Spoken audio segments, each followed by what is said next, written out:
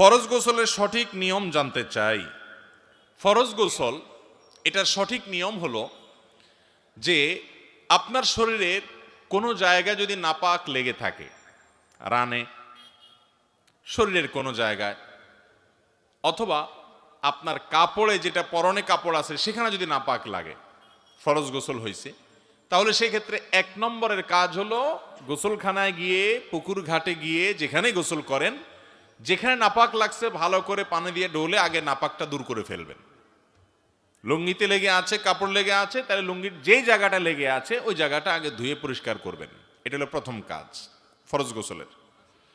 দ্বিতীয় কাজ হলো আপনি অজু করার মতো করে 2 হাতের কবজি আগে ভালো করে 3 বার ধুয়ে, 3 বার কুলি করে, নাকে পানি দিয়ে, মুখ 3 বার ধুয়ে, হাতের কোনোই পর্যন্ত 3 বার ধুয়ে, 3 বার করে দোনো হাত, এরপরে মাথা মাসায় করে একবার, কান মাসায় করে, এরপর আপনার শরীরে মাথায় ডান কাঁধে বাম কাঁধে আপনি পানি ঢালবেন।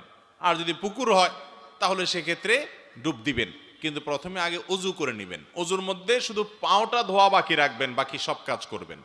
মুখ ধোয়া, হাত ধোয়া, মাথা মাসে করা, এগুলো করে পাও ধোয়াটা বাকি রেখে গোসল শুরু করবেন, বিসমিল্লাহ। এরপরে গোসল করা শেষ হয়ে গেলে আপনি উঠার সময়, বের হওয়ার সময় 2 পা ভালো করে ধোবেন। আর কুলি যখন করবেন, ওই যে অজুর শুরুতে অজু করবেন, কুলি করবেন, ফরজ গোসলের কুলিতে গড়গড়া করবেন। সাধারণ কুলি করলে না, বরং কুলি করে একটু গলার ভিতরে নিয়ে গড়গড় করে গার্গেল করে তারপরে পানি ফেলে দিবেন। এইভাবে 3 বার কুলি করবেন, কারণ ফরজ গোসলে ভালো করে উত্তম রূপে কুলি করতে হয় এবং নাকে পানি দিতে হয়। এরপর আপনার গোসল শেষ, যাওয়ার সময় 2 পাও টাকনু পর্যন্ত ধুয়ে এরপরে কাপড় চেঞ্জ করে আপনি চলে যান। ফরজ গোসল হয়ে গেছে, সাথে অজুও হয়ে গেছে। গোসলের সাথে কি হয়ে যাবে? অজুও হয়ে যাবে। এই পদ্ধতিতে গোসল করা হলো সুন্নাত। এটা ছাড়া এমনি মন গড়া আপনি নাপাক টাপাক শরীরে আছে, ওই অবস্থায় পানি ঢালা শুরু করছেন, এরপরে ডলাডলি করছেন, এরকম করলে নাপাক দূর হয়ে গেলে এবং পুরো শরীরের সব অংশ যদি পানি পৌঁছায় দেন, গোসল হয়ে যাবে, কিন্তু সুন্নাত সম্মত অনুযায়ী হলো না। আর সুন্নাত পদ্ধতিতে না হওয়ার কারণে এই গোসলটা হয়তো ফরজ গোসল হয়ে গেল, কিন্তু গোসল করে যে আপনি সওয়াব পাইতেন সেটা কিন্তু হবে না, কারণ সুন্নাত না থাকলে সেটা কি হয় না? সওয়াব হয় না। অতএব ফরজ গোসলের সুন্নাত পদ্ধতি আমরা অনুসরণ করে ফরজ গোসল করবো ইনশাআল্লাহ। টয়লেটে ঢোকার সময় বিসমিল্লাহ পড়ে ঢুকবেন এবং গোসল করে বের হয়ে আসবেন।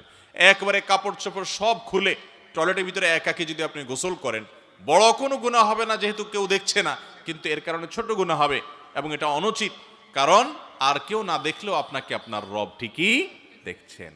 অতএব সে বিষয়ে যথেষ্ট লজ্জাশীল হবে একজন ইমানদার মানুষ, সে বিষয়ে চেষ্টা করবে। তবে ফরজ গোসলের যে প্রক্রিয়া বললাম, এই প্রক্রিয়া প্রথমে ময়লা নাপাক থাকলে সে নাপাকটা আগে ধুয়ে ফেলবেন, এরপরে অজু করবেন, এরপরে মাথা পানি দিয়ে তারপরে আপনি গোসল শুরু করে বের হওয়ার সময় পাওটা ধুয়ে বের হয়ে চলে আসবেন। গোসলও হয়ে গেছে, অজু হয়ে গেছে। অনেককে দেখবেন গোসলের পরে আবার নতুন করে অজু করে, দেখছেন? এটার কোনো প্রয়োজন নেই। গোসলের পরে অজু করবে সে যে ব্যক্তি গোসল করতে করতে তার অজু চলে গেছে। হতে পারে গোসলের মধ্যখানে তার পেশাব করছে, অথবা বায়ু নির্গত হয়েছে, তাহলে সে নতুন করে গোসলের পরে আবার অজু করবে। কিন্তু গোসলের সময় যে আপনি অজু করেছেন, বাস ওই অজুতেই গোসল এবং অজু দুইটাই হয়ে গেছে, আলাদা অজু করার দরকার নাই।